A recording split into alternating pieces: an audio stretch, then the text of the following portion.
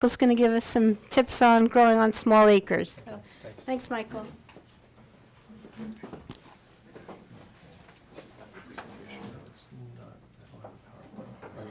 Okay, I just have my notes that were, gotcha. put those up, or I can just talk what I have. It's better. Okay. We'll just leave it at that then.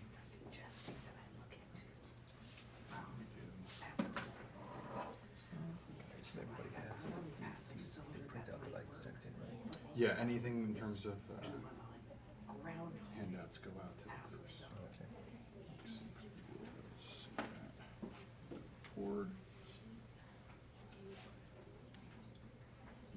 Okay. Okay. Hi, everyone. My name is Mike Brown. I'm going to present a model that I have as a suburban farm, a small acreage farm. Just for some background, and most of this is on the printout that I gave to everyone. I'm going to be pulling out some parts of that and elaborating. So my total acreage is about 1/3 of an acre. It's in my fence-enclosed backyard in South Brunswick, and I have a combination of nursery stock and berry plants that I grow. I've been doing this since about 2010. Generally, my sales are around the low 20,000, mid 20,000, pretty consistently. So that's on 1/3 of an acre. So it's not you can't live on it, but it's a supplemental income, and it's a good way to kind of test the waters, try it out, and there's a lot of room for possibilities for expansion there. I usually devote anywhere between 10 and 40 hours a week to working on my farm, depending on the time of the year, and I work around about 10 months of the year. Sometimes I have a little problem saying it's a farm because of all our preconceptions about a farm, but I consider 1/3 of an acre, as long as you're producing food and you're selling it, I consider that a farm. So I wanted to talk a little bit about before you start this kind of venture and the things that I found were important. First of all, you need to check with your municipality. I live in South Brunswick. As I said, the first thing I did was call my municipality and told what I wanted to do, and they essentially told me if no one complains, we're not going to give you a hard time. That said, I do know other people that have called their municipalities and they've had a much harder time of it. So you need to really make sure that it's not going to be a big issue. Oh, I'm sorry. Sorry. So make sure that your municipality is on board, or at least not getting in your way. That means essentially being a good neighbor. No, I don't spray, I don't have animals, I don't have power equipment. I'm fenced, so nobody really needs to know what I'm doing, and I don't bother anybody. Make sure you have time for farming. I worked for many years full-time as a school librarian, so I had summers off, afternoons off, so I had time for farming. That said, I do know someone in West Windsor who grows citrus in a greenhouse, and he works in a corporate job, and he's managed to find time for that. So it depends on how you structure your life, but you need to be able to make sure that you do have time to do the farming. You need to get legit. You need to decide on what kind of structure that you want to do. I had to get farm insurance. My homeowner's insurance did not cover the farm, so that's extra. So there's all kinds of little things you need to do. Lastly, feel out the markets before you start. Go to chefs, go to markets, ask them what they're interested in, things that you may have if they need them. I'm not sure how much of that's already been spoken about here previously. How big and what can you handle? One of the best ways I've found to approach this is to start small. I started out with about 1/10 of an acre. You can hardly measure that in acres. But I started very small. I started with figs. And at that point, I had about a dozen trees. And I tested the waters. I went to chefs, and they just said, yeah, we'll take everything you have. So from there, I built into other things until I decided on my current mix, which is what I call less common berries. This also gives you less risk. I guess you already spoke about risks. There's very little risk if you start out small. Why berries? Oh, sorry. Okay, I'm sorry. Right here, okay. I've grown all kinds of things in the years that I've been farming. I've grown heirloom tomatoes when they were first new. I've done pea shoots. I've done squash blossoms. I've done all kinds of things. I eventually settled on berries because for a small acreage grower, berries are the market is just great. You can walk into a restaurant or you can walk into a food business, show them berries, and they'll just take them. That's my experience. If the berries are good, there's no problem. The problem with less conventional stuff or more conventional stuff that I found was that you can sell tomatoes in June and maybe early July, but come around August, for a small farmer, it's hard to sell squash and tomatoes and that kind of stuff.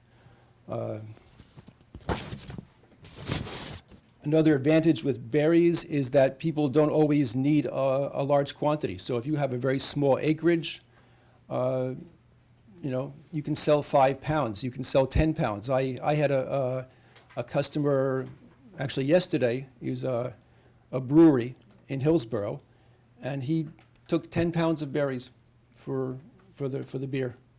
So that's a very manageable amount of berries. In a suburban farm with the proximity to markets, the proximity is really, that's your advantage. You can bring in berries that are fresh, that are just higher quality than the California or the Florida berries.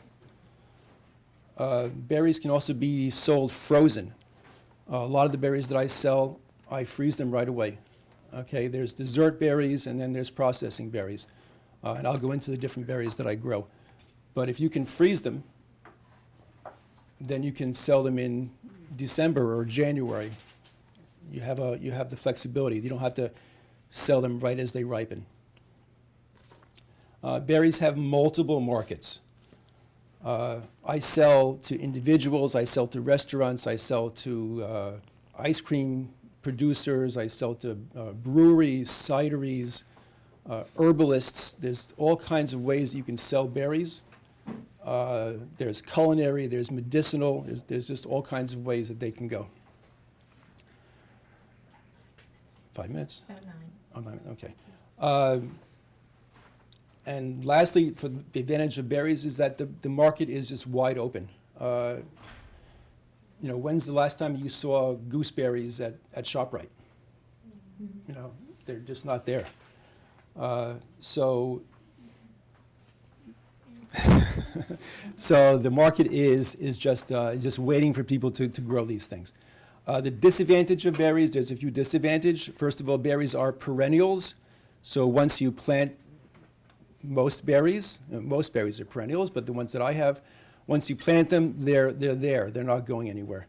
So if you're renting land, that makes it much more difficult to coordinate the whole relationship with the landowner. Berries take a few years to reach full production, usually about 3 years. So in the meantime, you have lesser harvests, unless you fill in with something like ground cherries or ever-bearing strawberries, which you can produce the same year. And lastly, harvesting berries can be very time-consuming. I had one plant called Aronia, produced 500 pounds of berries this year. I had to pick 500 pounds of berries. So that takes a long time, and when you're picking berries, you're not weeding and you're not doing other things. So that's a consideration. I just want to talk a little bit about some of the berries that I am growing. First one is gooseberry. Very popular. There's a lot of different types of gooseberries out there, different colors, different textures, different sizes. The markets for those are restaurants. Restaurants eat those up. Breweries will go for those. Fresh produce markets.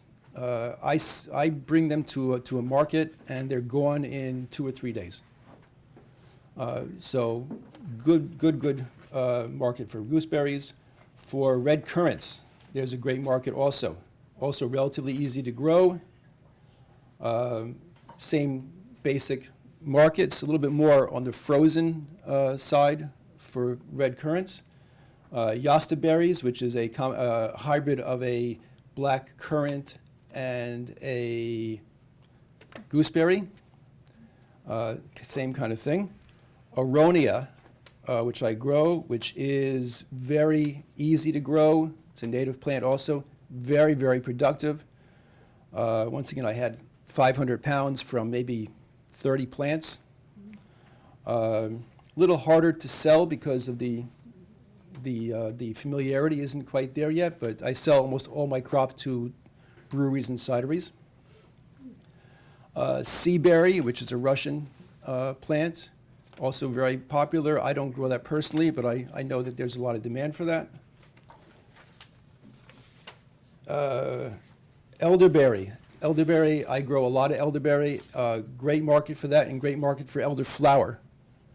There's different types of elderflower depending on the fragrance. There's a fantastic market for the European elderflower. A little bit less for the American elderflower, but you can still use that for tea. Other plants like mulberry, goldenberry, haskap, which is a new berry coming up. 5 minutes, okay. Selling your berries. One of the disadvantages of a small grower like myself is that, well, first of all, I run out of product very quickly, and so it's a little frustrating. But if I only have one berry left, for instance, I had a lot of this Aronia, I have to be making calls for one berry, and so it's very kind of time consuming. So what there really needs to be is some kind of collection of small growers, small berry growers that would be able to form some kind of cooperative that would be able to aggregate their sales to reach other markets and cut down on the marketing. I think that's. Do you want to leave time for questions or? Take questions. Yeah. Okay. Sure. Oh, I just want to talk about the markets real fast. Yeah, if anyone have questions for Mike. There's several markets that I use or that I've found are the best. Restaurants are really good for berries, fresh, mostly fresh, but they're also frozen. My rule of thumb is for a restaurant is if I can't afford to eat there, that's the restaurant that I want to sell to. Okay, those are the ones where the chef usually has more decision-making over the buying. Produce stores, great for berries, okay, a little bit lower price. Individuals, okay, especially East European, Russian, Ukrainian, they love these berries. They can't get them here. Those are the berries that they grew up on. I had people come from Staten Island, Philadelphia, upstate New York to get berries. Herbalists, especially for elderberry and aronia. And beverage businesses, breweries, cideries, they use those a lot too. Very cool. Okay? Okay, we got 3 Thanks. questions, Mike, if you'd like to Okay. read them, and I'll check the chat. Just read them off the card. First question is, do you grow these in a greenhouse as well as outdoors? No, these are all outdoors. These are all hardy berries. They have no problem with our climate at all. What is the certification process like for gooseberries and currants? Certification. Organic certification? No, we're not supposed to grow them here, but Oh, you are not allowed to grow black currants in New Jersey. so you can grow red currants. You can grow, I think red currants and gooseberries are prohibited in 3 or 4 townships in North Jersey, perhaps still. I think Townships or counties? townships. Generally, all the ribes, which is gooseberry, currant, and jostaberry, are permitted in New Jersey except for black currants, Okay, thank you. at this point at least. They were permitted up until a few years ago, and then they changed it. And that's a common misconception, because many of the mail-order nurseries will say that we don't ship to New Jersey. Do you need to have a commercial kitchen to process or freeze your berries? I hope not. I don't process my berries. I do freeze them. I have a chest freezer, and I put them in the chest freezer. So I guess you would know that question, that answer. What was, I Do you need to have a commercial kitchen to freeze berries? No, that's not considered processing. Oof, good. Okay, you do not. Yeah, the answer was no. You do not need a commercial kitchen to freeze berries. Because it's not considered. It's not considered processed. Thank you for saving me. Anything else? Or? And then, okay, we'll check the chat room. No? Okay. Any questions for Mike from Hayes Landing or Roseland? Okay,